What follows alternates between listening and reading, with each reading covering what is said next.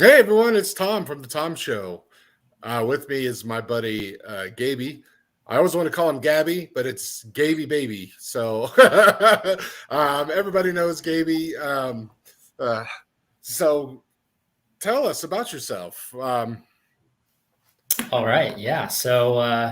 Let's see. Let's start with where it all began. So I'm from Phoenix, born and raised my whole life. Same house, same school district, all that. So Wow, that's kind of rare for Phoenix in particular. Just a very what's the word? Uh, you want to get out while you grow up there, and then people come there later yes, once yes. it's in their It's a older very age. transplant city, and so Yes.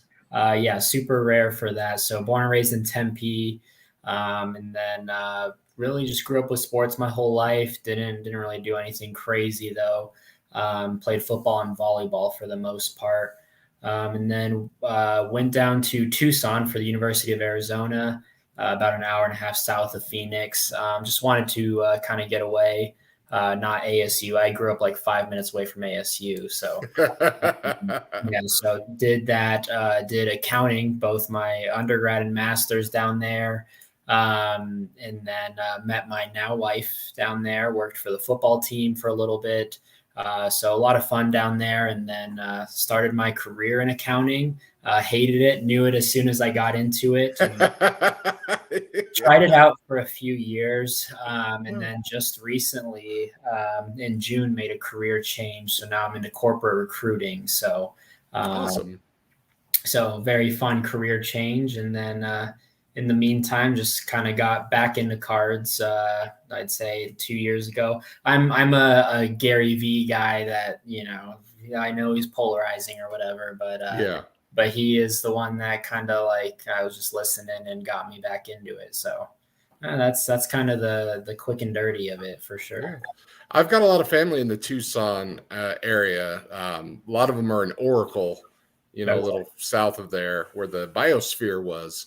Oh If you yeah. love the Biodome movie with Pauly Shore, there was a real thing that they built. And it was down there in Arizona. And yeah, it didn't go so well, but it was a pretty sweet idea for the 80s and 90s, I thought, anyways. But yeah, so Arizona's beautiful. You have the Wildcats, and yeah, you have the Sun Devils, and those two big programs. Arizona's basketball. They were such a dominant basketball program for the longest time. I'm not sure how they are now. And ASU, they were they had some like good baseball teams, but football, they had Jake Plummer, but yeah, not a whole lot going on. So tell me how's Arizona doing right now in all their sports? I'm mostly a football guy. Like that Mhm. is my favorite sport by far, and I'm attached to the football program. None of the coaches that I worked under when I was there are there anymore, but right now they are coming off of a 23 game losing streak, longest losing streak in the nation. But they finally got their first win. So they had Rich Rodriguez when I was there, who I liked, and I think he had a I don't know what you would call it. He had a sexual misconduct case against him, and that kind of forced him out the door. And then the case was later dropped. So kind of did dirty there, and everything was kind of falsified. But they had to make the move. And Yeah. then we got Kevin Sumlin in, who was absolutely terrible. Everyone was super excited because I was like, man, he's going to turn this into a recruiting powerhouse. And just continuously just got worse after Rich Rod left, and then didn't leave a whole lot for this new guy, Jedd Fisch, who at the time when they hired him a year ago, just about 13 months ago, it was just like, who is this guy? Like everyone was in on the San Jose coach, Brennan, who had a great resume. And Jedd Fisch, the guy that they have now, is kind of like an assistant who just bounced around. He was under McVay and Carroll and Belichick, but Okay. who is this guy? And so, yeah, started the season, lost to NAU, Northern Arizona, which was the first time since like 1930. Uh, nobody was happy, and including No, I myself. get it. I was like, talent wise, like, how can you let that happen? Like, and so I coach football too. I could have mentioned that in my little intro. I coach high school football, so part of me was just very frustrated, but also the cupboards are bare. Finally got their first win. It came against Cal, and Cal was reportedly without like 30 players without them for COVID reasons, but disregard that. They got the win. Yeah, win's a win. It don't matter. And then recruiting wise, they somehow, despite going 1-11, have like a top 25 class right now, number 1 in the Pac-12. So just definitely a lot of hype and energy around it. So hopefully they can turn things around there. So I'm just hopeful for a few wins next year. And then basketball right now, they're doing really well. They had Sean Miller. Now they have Tommy Lloyd he was a Gonzaga assistant. And they're number 3 in the nation right now. They play UCLA tonight at 9:00, which is absolutely terrible. Well past my usual bedtime. Top 10 matchup there. So it's kind of exciting again. Like Sean Miller was always very underachieving, would bring, top 5, top 7 recruiting class every year. And then, sometimes miss the tournament, get bounced in the first round. It was his early years that he was really successful, so basketball is good now. And then it was actually kind of odd. So a weird year. They have a new football coach, new basketball coach, new soccer coach, softball, and baseball, just all within the same. house. Yeah, Jay Johnson for baseball got the LSU job. Mike Candrea, who's like the legendary softball coach, he retired. And then Tony Amato, who like really grew the soccer program up, went to Florida, I think. And then, of course, Kevin Sumlin was out, and then Sean Miller was out. So wild, but everything hopefully is trending in the right direction. Oh, also women's basketball. They lost in the national championship last year. They need to build a statue for Adia Barnes. That's their head coach. But that was like a winless program before, and now she's really turned it into a top program. So things are looking good.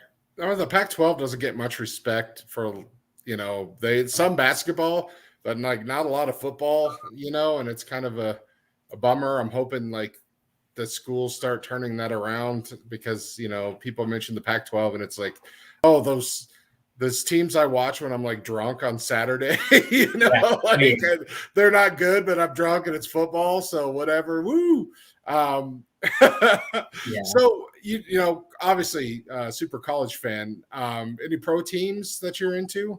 That's the weird thing. So like I grew up in Phoenix my whole life, and my whole family's pretty much from Los Angeles, and my dad is really the only one that came out to Arizona. They grew up in like a rough neighborhood, and so kind of like when he was like graduating college, he's like, if I don't leave California, then I'm probably not going to like make it. Like I need to get out of the neighborhood and do all that. So he chose ASU of all schools. He was between like that and Nebraska, but I guess decided on ASU.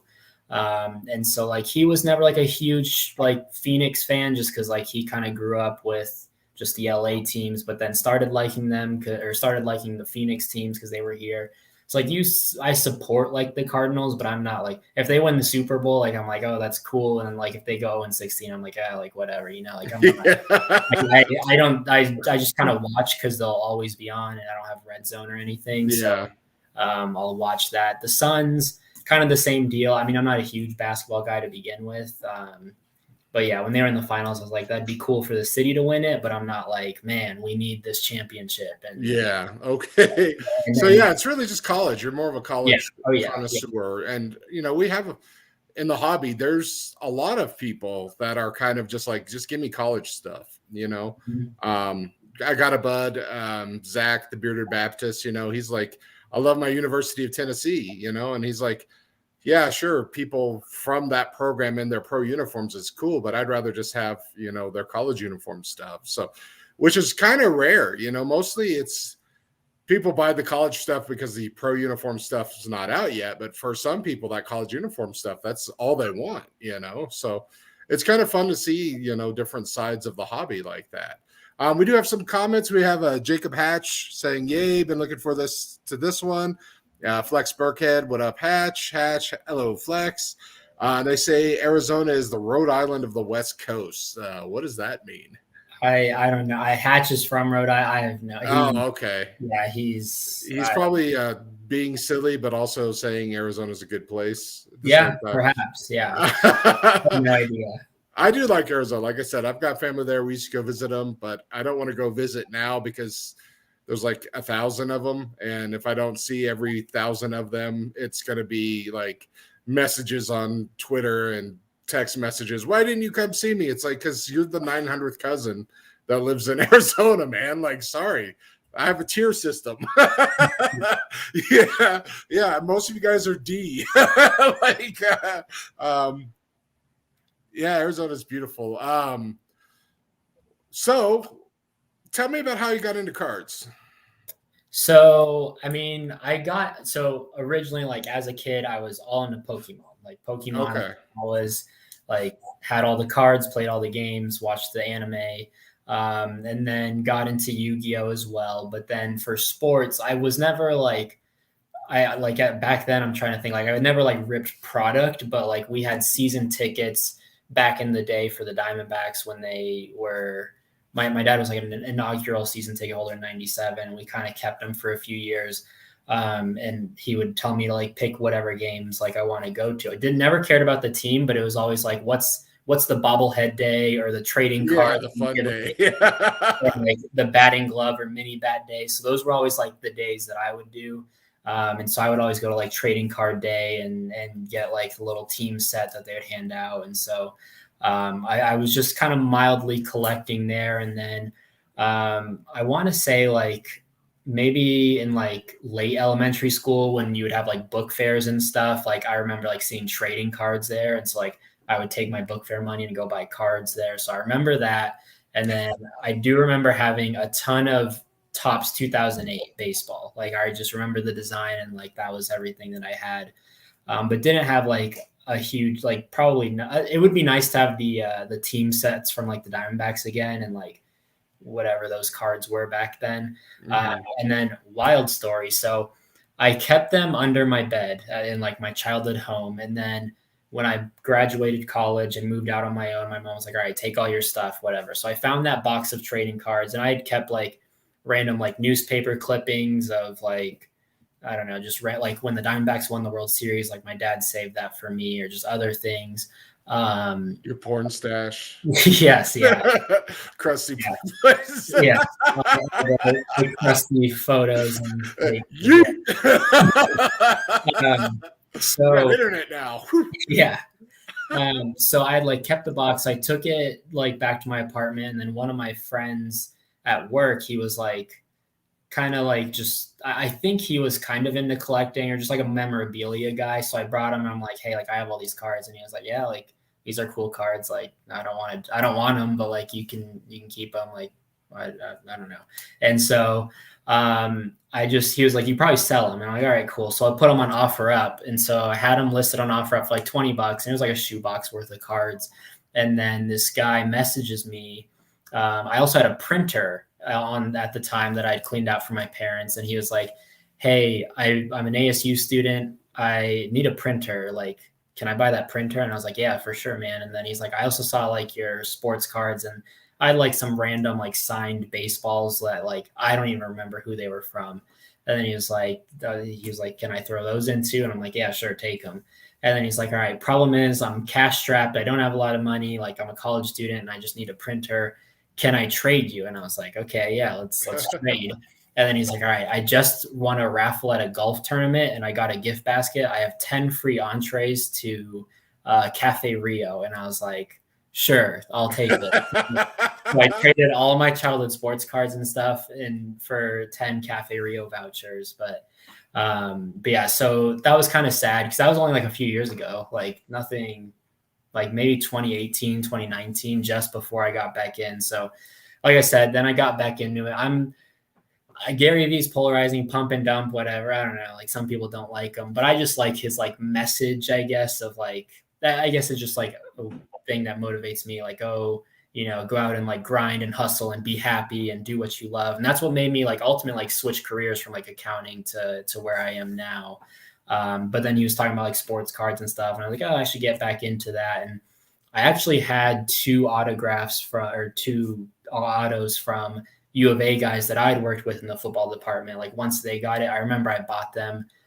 So I had them like stored somewhere and then I found those and then slowly just kind of worked my way back into cards.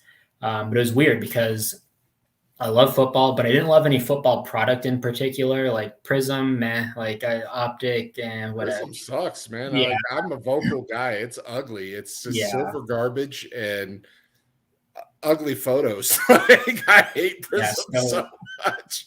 yeah, not a big Prism guy. And then basketball was just stupid expensive. And I'm not a big basketball guy, but like baseball, for some reason, just felt most like traditional to me. Like Yeah. Topps flagship, like, that's the card. So got into baseball, and I'm big on fantasy baseball. I love fantasy baseball.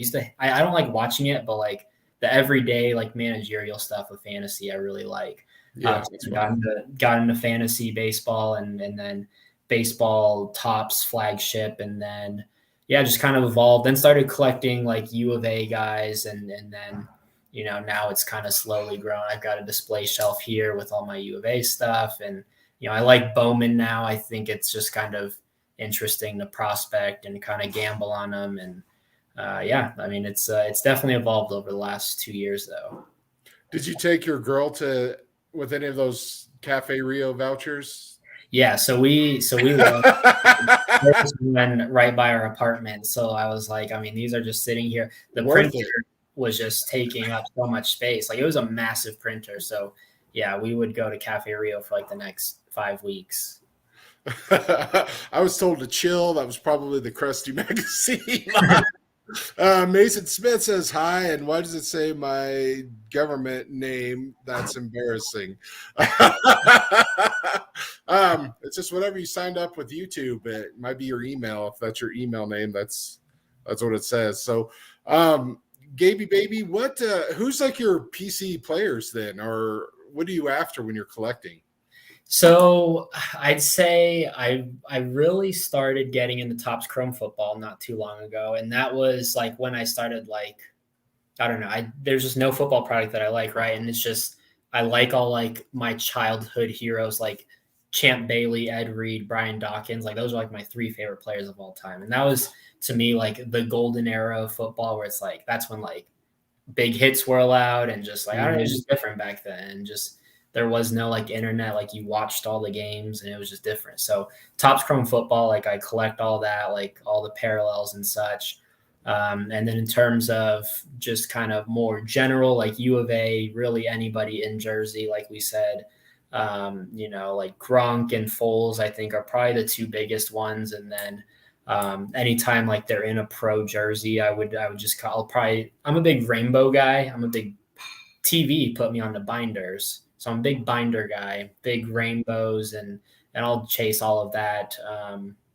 And so yeah, I mean it's really just anybody that and it's rare that like U of A isn't like spewing out prospect or like high end pro guys. So anytime like you just get like your random like Stanley Johnson or I don't know, I'm trying to think like Gary Brightwell, like all these kind of all the guys that people like think they get skunked on when they're like opening national treasures, like that's what I like. So Yeah. wow, I wanted the Trevor Lawrence and I got Gary Brightwell that sells for $4. Like that's what I And like. you're like, I'll soup it in for $4 Yeah, and saved absolutely. 150 on that box break. Yeah. It's awesome. Yeah. With Fanatics buying Tops, that means Tops Chrome Football is going to make a comeback. And I'm excited because I don't mind like Optic because that's based on Donruss and it has more of a traditional feel. I do not like Prism. But having Tops Chrome Football, that's super exciting for me. I never collected Tops basketball. I had like Fleer and Upper Deck basketball and football in like the mid 90s. And that's when I kind of gave up on cards until like 2011. That's when I got back in. But yeah, it was so nice having Tops Chrome or Tops football and Panini football. Like this exclusive license stuff is so annoying when it's like there's so much money to go around. Like you don't have to hoard it, guys. Like competition breeds innovation and we want better stuff. And I don't think we've got better stuff. I think cards have gotten worse, for the most part in the last few years, like last decade or so, since they started doing these things. So are you going to get back into football more when, Topps Chrome starts to come out? Yeah, I mean, I think what I like it for is just like the more nostalgia of like, You just like the older guy. yeah, Guy. like I like that, but like when it comes time to, having like newer rookies, I'll probably start getting into it. But yeah, I do like I like them just more for the childhood like connection of like I just liked watching all of these guys, and like that was it, like I said, like the golden era of football, and like '06 to like 11 when I was 12 to like high school, like that was like my favorite time period of football and watching all those guys. So yeah. Mine was clearly the late 90s when the Broncos won back-to-back Super Bowls. That was the peak of football. Everything since then is just garbage. Yeah, that's but no, it's a different, like if I was to do that, collect from my childhood, it's like, okay, well, here's this 25-cent Shannon Sharp card from 1992, whatever, and it's just like, this sucks. Like, there's not a lot of fun. So yeah, it's nice, I could go back into that, mid 2000s era, but it's just, I'm just kind of like, I don't know, man. Like, it's just, for me, I would like to collect, Champ Bailey is one of my all-time favorite players. I'd love to collect some of his stuff, but it's just like, I don't know, that era to me, which you love, is just something I didn't experience with collecting. So it's just kind of like so foreign to me. I'm not sure like prices or anything like that. So I'm assuming it's fairly cheap still. Oh yeah, I mean, I just made a massive ComC order, and I put I think I put like $60 in there. I'm like, all right, how much Topps Chrome can I buy? And I probably like ended up with at least like 40 to 50 cards, and they're all like nice factors, parallels, all that stuff. So I'm like, there's like 300,000 orders ahead of me or items or something. Yeah. Like I think it's projected like March 26th. So that's not too bad. Excited for that to come in, but yeah. Tommy Vaughn, TV. He collects a lot like I collect, just the binders. My binders aren't organized. I'm purposefully just, as I get the cards for my teams, I'm just like Bronco, Rockies. I'll have like the same card on page 3 as I do on 30. And that's going to drive someone insane once they try to do something with these cards. And that's the point. As Tom's dead, get to deal with these cards. Haha, joke's on you. It's a total hot mess. But I love, and that's from the childhood, in the 80s. That's what we had. We had binders. And, you just flip and it'd be like page of the same card, next page, same card, next page, same card. And it's so cool and it's so much fun. And now with the rainbows, like you said, as long as they're not like, you don't want to put your $5,000 101 and $2,000 to 5 in your binder. But if it's a player from like your school or like a 7th round pick for the Broncos, you're like, yeah, you can actually kind of put almost all of them in there. And I could just imagine how amazing that is, just to kind of flip through and just see like all the colors and just, So I'm a big binder guy. I have a bunch. TV Tommy sent me like a whole stack of Rockies and stuff, and like he's like, here's like 30 old pages, old man. I was like, thanks. He's like, these disgust me in my binders.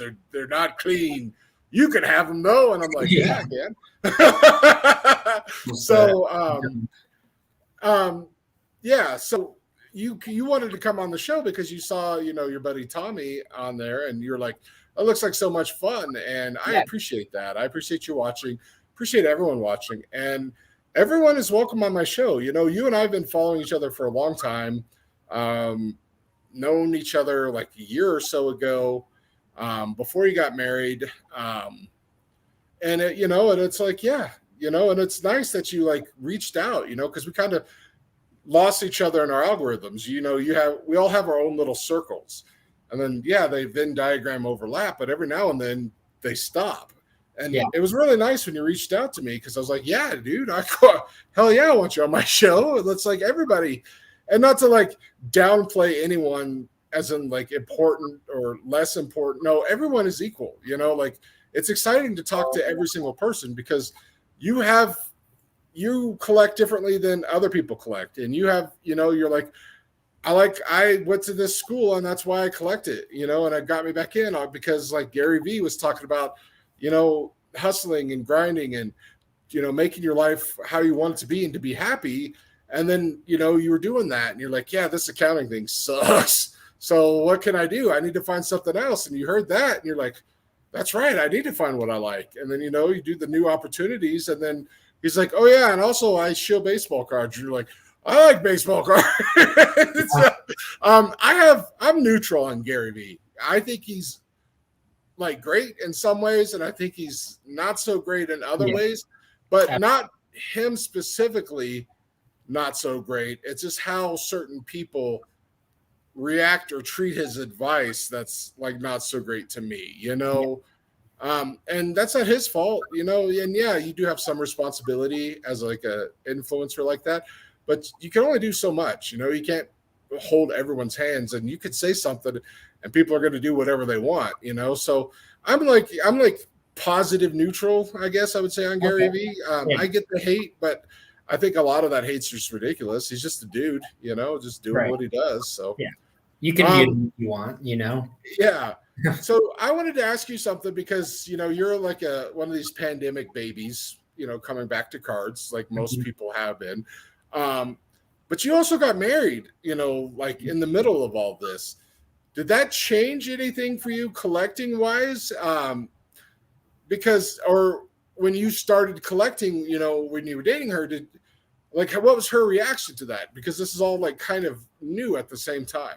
Yeah. So, I mean, when I got back into collecting, I guess it kind of started before, I guess even before that. So like when I got out of school and, you get your salary and you're like, wow, I've got like adult money. Right. But then like I had a car payment, student loan, living, like car insurance, just everything. And you're like, yeah. So and then like, I'm like, man, like a lot of my check is like going to just all of that stuff. So that's when like Gary Vee came in and he's like, dude, like flip life and whatever. So then I kind of like started getting out onto that. And I was like on OfferUp buying stuff, then selling it on eBay, stuff like just to supplement income. Like we were like, that was just, I'm just very passionate about like personal finance and like saving money and like. You should be an accountant. Yeah, well, yeah. I like the personal finance side of things, but the actual work and just the grind of it, I just did not enjoy. And so then, so my wife was always familiar with like me just like buying stuff to like resell and stuff, and like just to, like I said, supplement income and kind of just give us more flexibility in our funds. And so when I like went into baseball or like just cards in general, I was like, like you can like collect stuff and like make money doing this. Like that sounds pretty cool. So, I mean, she was always supportive, and she knows like I'm just naturally like a frugal person, like just with my money, and just like I know where every dollar goes, and just very good with like the cash management side of things. And so like she knows I'm not going to do anything stupid or like irresponsible with it. Like I'm going to buy $1,000, box of Prism, and so. So I guess she was just always pretty like supportive, like, and it'd be like, oh, I sold this, $1 card for $4 card stonks, stuff like that. Yeah. And so, I mean, when we got married, I think, I don't remember, I know there was a point and maybe it was when we got married, I guess. But like, I want to say from like January to like June-ish of, last year, I guess. Like I kind of like lost my interest in like collecting. Like I didn't really buy any PC cards. Like I wasn't really buying any. So I use cards, or I would sell cards to buy PC cards. Like I don't, just kind of goes back to like the frugality part of me and like cash management. Like I don't spend like my actual dollars on cards. Mm-hmm. I don't know. I just feel more comfortable if I have something like, hey, I sold this card for $50. Now I'm going to use like 30% of that, 40% of that to buy a PC card. So that was kind of like how I kind of operated and so on and so forth. But yeah, then I really didn't start like getting into, I guess, like big time collect, or not big time collecting. Like I'm small time, but like I went to the National this year. A bunch of friends were like, it would be fun if all of us met up at the National. So we all met up, and like that was like eye opening. Where I'm like, like just being in front of like $1,000 slabs, you're like, holy. Yeah, it's I can't imagine. I haven't been, but and you're just seeing like $1,000 deals left and right. So I'm like, whoa, like that's kind of inspiring. So then when my wife and I got married, we like combined bank accounts, but I still left my Wells Fargo open. I'm like, all right, I'm gonna keep a couple hundred in here, and this will be like before I would just like mentally keep track of like my funds and I just know mentally where my budget is. When I coach high school football, like my coaching stipend, I'd put like half of that into like cards or like mentally, of course, because we still just had one bank account. But then once we merged, then I kept my Wells Fargo. I'm going to keep my 100 there, and then kind of build that up. And that's my card fund. So now that it's separate, it's a lot easier and just a lot less not that it was ever stressful on me, but now I don't have to think about it. Like I just know what I have in there and I can buy cards, my PC cards. So I basically just sell cards to buy more to collect for free, essentially. And that's what I like everybody wants to do. It's you want to sell the cards you don't want for cards you do want, and whether you're buying to flip, buy or opening, which is probably not the best way, but sometimes you get lucky. But it's just that circle. That's ideally what everyone wants to do, is have their card money just keep feeding their cards. And but you might have to work harder sometimes than others, to get what you want. But there's nothing wrong with that. And it can be fun. I'm not a big seller, just because it stresses me out to like do all the mail stuff and make sure everything's wrapped up and then make sure I have a decent listing, which I never do. But for people that like it, I can see why, because it is fun. When you sell cards and you see, the money, you're like, yeah, this is fun. Now I can get this or I can do that. And it's smart, also because your wife doesn't have to worry, about it. She's like, he can do whatever he wants. He put that money over there and our money's right here. So we have our bills, we have all this stuff. And it's just, it's not like you said, it's not like it was stressful and reduced stress, but it's preventing possible stress that could have ever came up, like if you bought a $100, slab to flip, and she's like, what's this? This is a lot. And you're like, oh, I'm going to flip it. But then, there's like, well, we needed this and, and that kind of argument. But just having your own account with your cards. And are you going to create like an LLC for that side of do you have like a business set aside for like your flipping and eBaying and your deals? So I don't, which I learned is like accounting, like I should know about all of this, but like probably something I should pursue and like be able to like function as a business. And I know Mason 33 Card Shop and I were always talking like, how do we even do this? Or, like, what can you do? Like, come tax time and all of that when you get your 1099 now and all of that. So I don't have that. Maybe I'll look into it. It seems, in theory, it's probably a very easy process. You just have to follow some steps, but it just seems exhausting to even read the steps. Yeah. So for that reason, I'm out right now. Mason does ask a question. He said, bro, I'd be so out of breath. Gabe got good lungs. Oh, just talking. Someone also mentioned, how does it affect Winston? Who's Winston? Winston's my dog. Oh, sweet. So, I love dogs. What kind of dog? He is a Chiweenie, actually. We did the DNA test on him. And so he's Chihuahua Weenie. We've had him 2017, so 5 years now. We got him 4 months old, and just like they found him off the street. And so that was when my wife, my girlfriend at the time, we both moved in. And so when I was doing accounting, our busy season is January to March. We work like 80-hour work weeks. Oh yeah, before tax, it's a nightmare. You want to kill yourself. Yes. and so like I was always like, okay, like for Christmas, like I'll get you a dog since I'm not going to be like around, and like to keep you company and keep you safe, whatever. And then it was probably, what's the holiday in September? Labor Day. And she was like, I saw this dog. We just have to go look. I just want to go see him. And I'm like, okay. You're like, it's over. Yeah. And so we went to go see him, and she fell in love, and she was like, yeah, he's speaking to me. And I was like, okay, whatever, we'll get him. Yeah. And, been fantastic. Like, I don't know, once you have a dog, it's like, what did you do before a dog? Like, it's just such a joy in life. Yeah. Does Winston have any nicknames? Like my buddy, his dog was Winston, and it was a, Labrador chocolate lab that he, trained to duck hunt and went duck hunting with him. And it just recently passed away, but he would always call it Winners. Do you have nicknames for your dog? I have like 1,000 for Olive, so I'm just still wondering. So we'll do Win and Winnie are the big ones. I'm a big like Bubba and Bubby guy. Mm-hmm. So I'm That's trying to, awesome. yeah, I'm trying to think. I think those are the main ones. Yeah, Hatch. Yeah, he'll always ask. I'm sure that's the one that asks about Winston. He's always asking about Winston. He's Yeah, into it was such. yeah.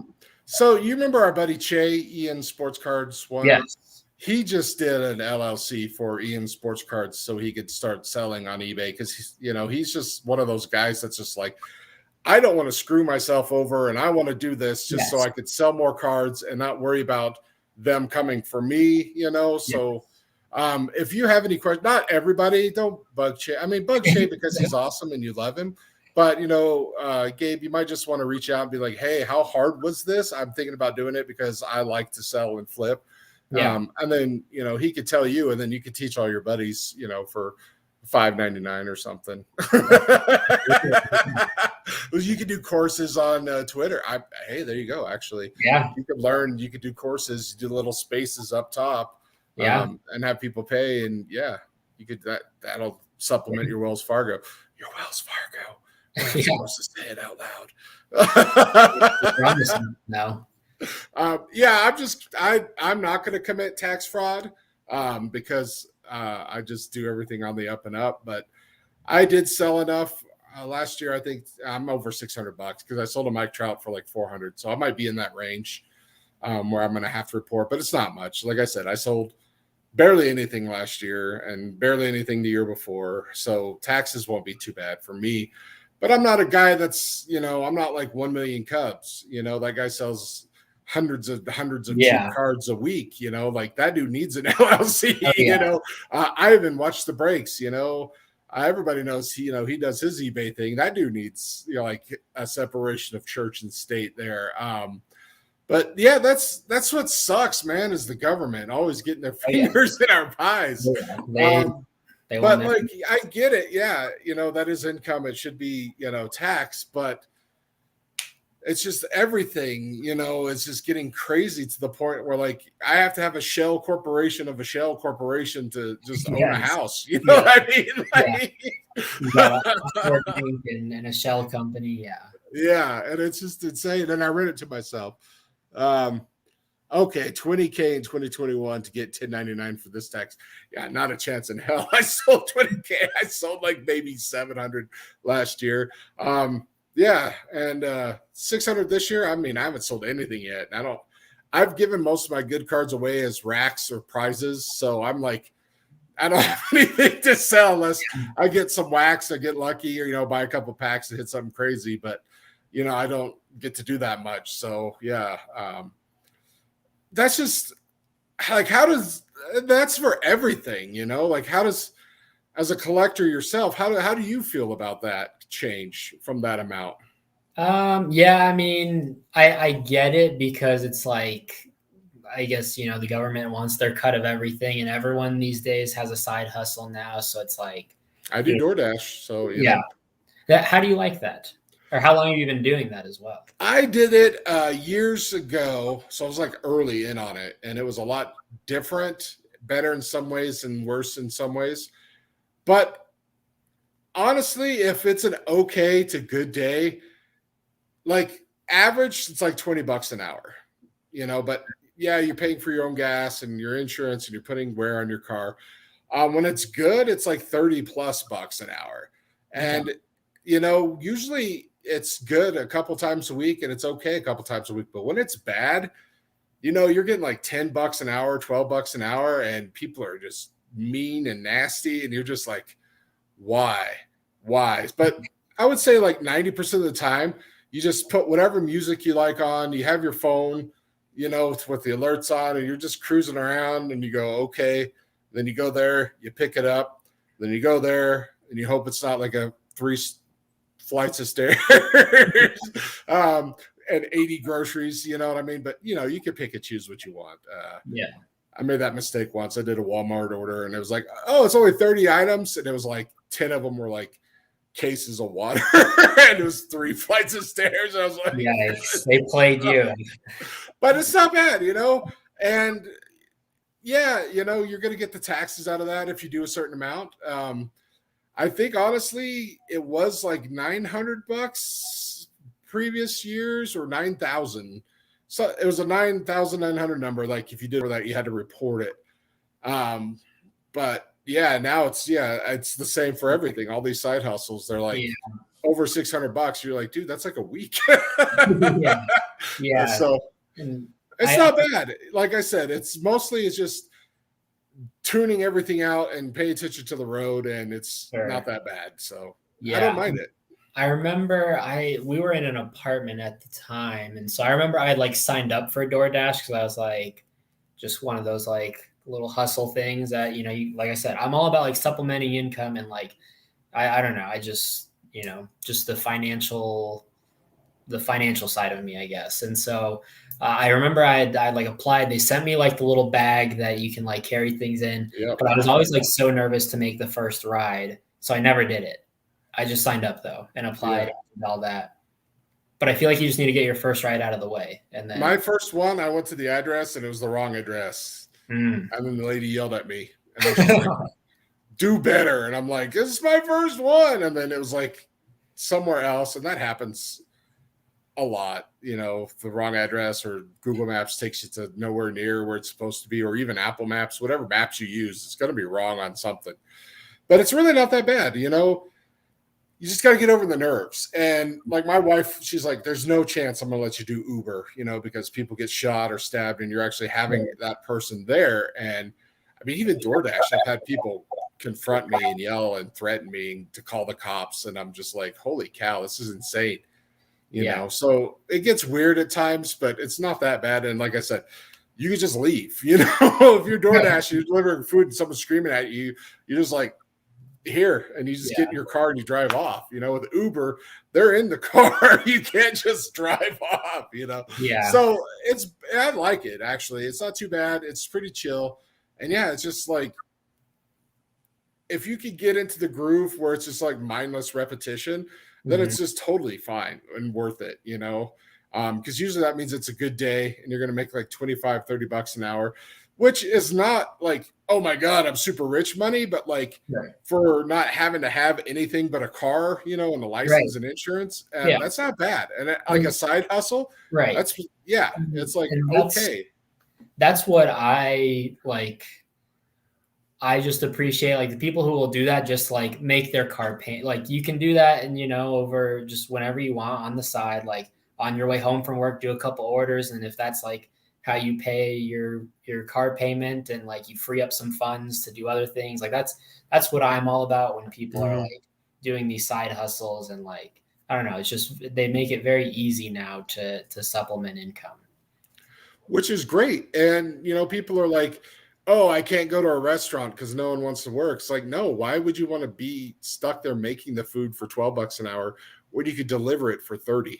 Like things need to change. And I'm not saying like, we have to have a $30 an hour minimum wage or anything like that, but businesses need to pay better, realize that, adapt to that, like, okay, we need this many employees, but online business, and delivery is now a bigger model for us. How do we do that? How do we get our employees benefits so they'll stick around?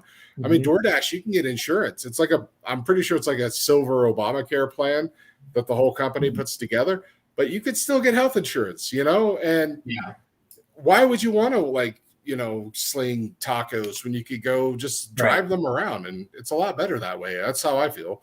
Yeah. And then what's also fun is like, if you're a foodie, you get to discover new places, like if you keep getting these same orders for like a pizza place and you're like, I love pizza, like I keep getting orders from here, and then you try it, and that's like my wife and I's 3 favorite restaurants were places I found door dashing. So it's pretty fun. Yeah. So, if you're out there, number one, don't be ashamed or shame people for side hustling. Sure. There's a lot about our economy and how people are treated that's broken. And I'm not saying like, Republicans, Democrats, I'm saying everyone's awful. Like everyone that's rich and in power is awful to everyone else. So it doesn't matter which side you voted. They're screwing you and the other side. So like, but we can be better. We can treat each other better. And if someone's side hustling, are you like, hey man, they're working, it's not easy. Yeah. Like I had to carry 10 cases of water up a flight of stairs. I'm 300 pounds, man. Like I almost died. I was in a lot better shape when I was working for Kroger. You know, as a produce manager. You know, I was probably about like 260, and you know, I was still big, but you know, I was lifting and moving and walking, and but that was one of those jobs where it becomes around the holidays, like you said. You know, like accounting, it's 80 hours a week for months.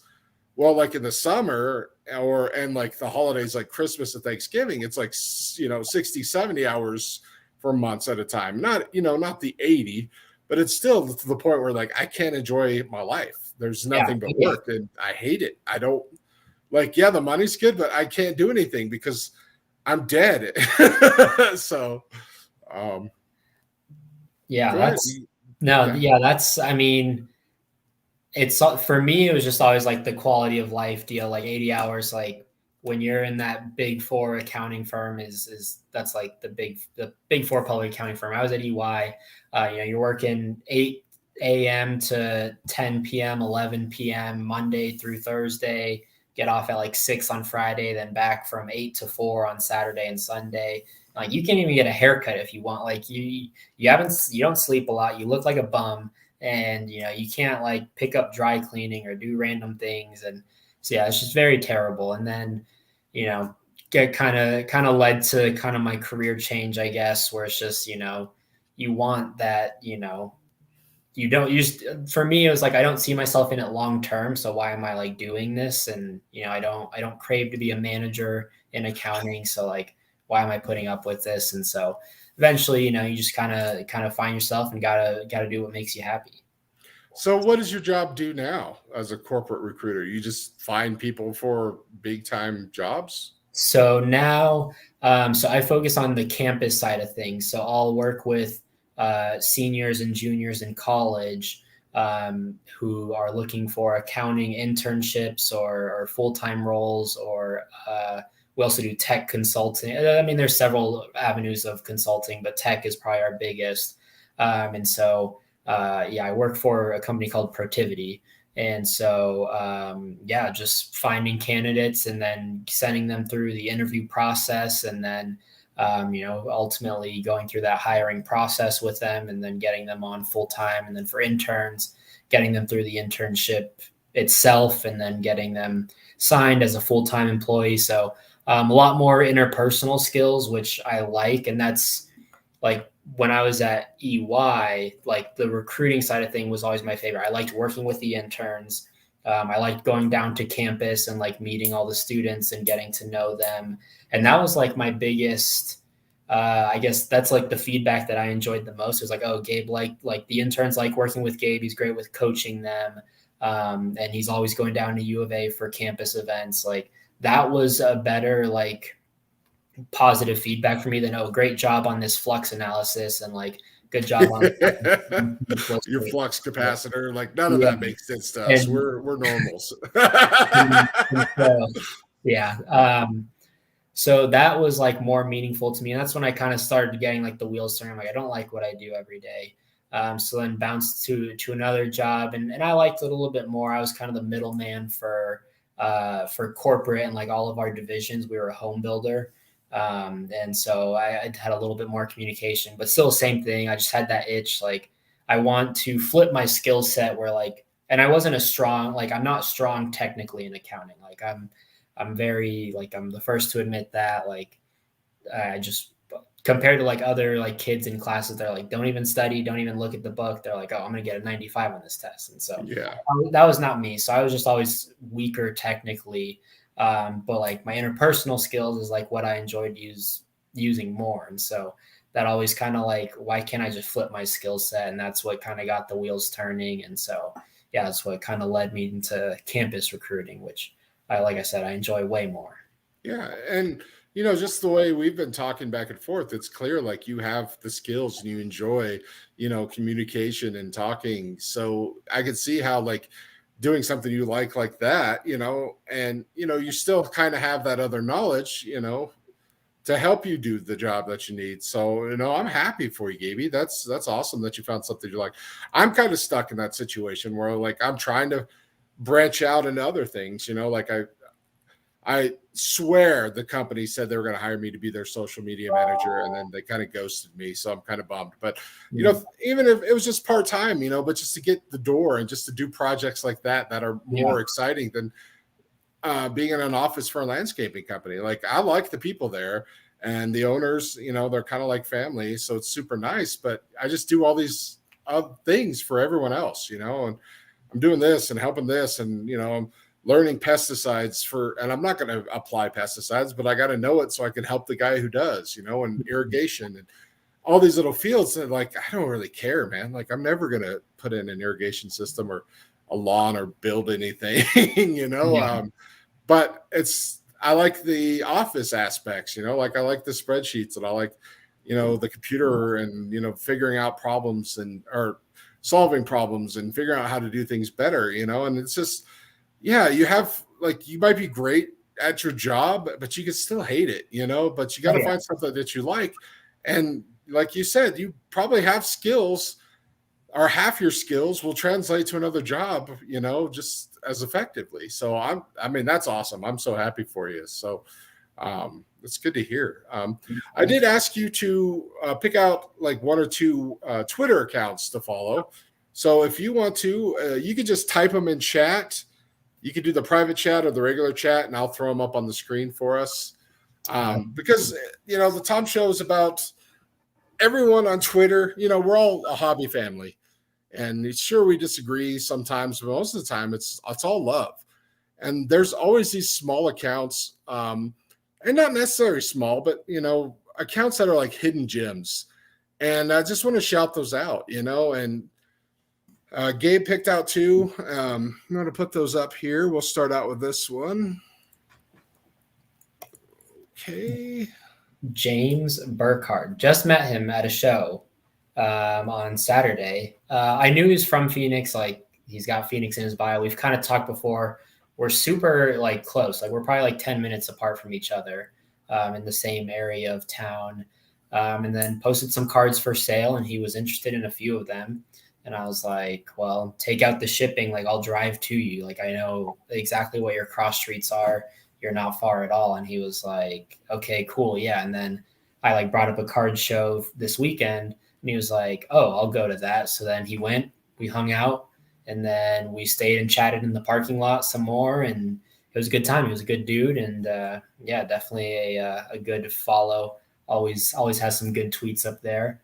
And then we got Cincinnati Cards 12. Yeah, Cincy Cards 12.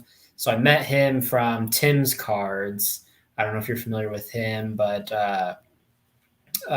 just a good dude. We're always just kind of showing.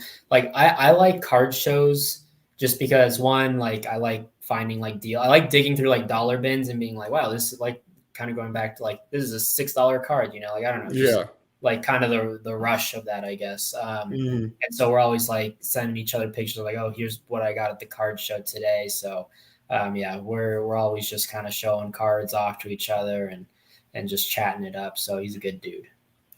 I like card shows too, but I like going to see the cool old stuff or the cool big stuff I'll never own. It's kind of like the art museum. You're just like, ooh, look at that. And oh, that's so cool. Yeah. I would go through like a dollar bin, if it was like, Broncos and, just go through that. But I haven't been to a show since like 2013 or 14. Oh, wow. Just not something that I wanted to do. I like go to my card shops and buying a couple packs. That was kind of how I did it. And I'd go to trade nights every now and then. And, mostly that sucks because it's just people looking through your stuff and you're like, I have garbage. And they're like, I do too. But do you have garbage I like? And I'm like, no, not really. Like, I made one trade. Someone wanted a Dodgers relic card, and he had a Todd Helton relic card. And I'm like, that's easy. Yeah, we'll just swap.